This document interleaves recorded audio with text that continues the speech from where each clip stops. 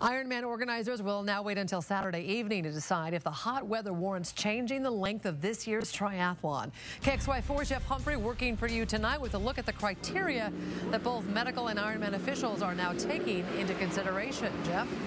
Nadine, well, everyone is obviously worried about what's going to happen with these extreme athletes push themselves to the limits in triple-digit temperatures, but doctors and paramedics are also concerned about the older or out-of-shape spectators who may have their own heat-related emergencies and overwhelm Coeur d'Alene's medical capabilities.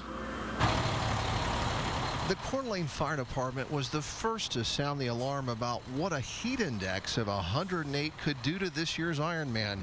Even during the race of 2003, temperatures in the mid-90s pushed paramedics to the limit. It was our worst year to date.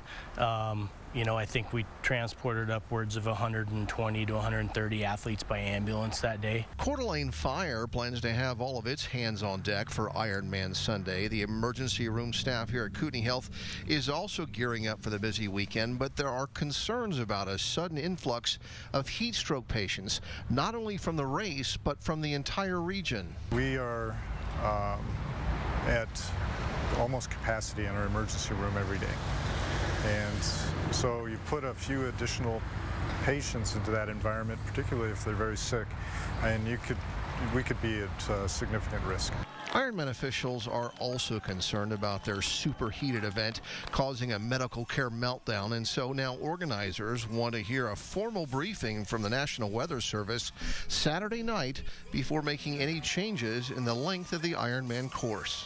We take their information on the forecast, and then we use all of our best judgment and historical experience from putting these races on to make the best decisions that take care of our athletes, our volunteers, and the spectators. Nadine, right now, Ironman officials say they are fully committed to allowing these racers to run a full-length course, but as a contingency, there's the possibility of shortening up the distances. The decision about that expected about 3 days from now. Be interesting to see if they end up doing that, Jeff. And I suppose that medics and fire officials would just like everyone to watch over themselves this weekend, too. They say if you care about the Coeur d'Alene community or if you respect the determination of these athletes, this is not the weekend to start a fire by playing with fireworks or nicking yourself with a chainsaw. And if you are joining in on the Coeur d'Alene fun, they say absolutely, please take charge of the people around you. Make sure that they get plenty of water, stay out of the shade. That way, the paramedics that we do have on duty can tend to these very determined racers.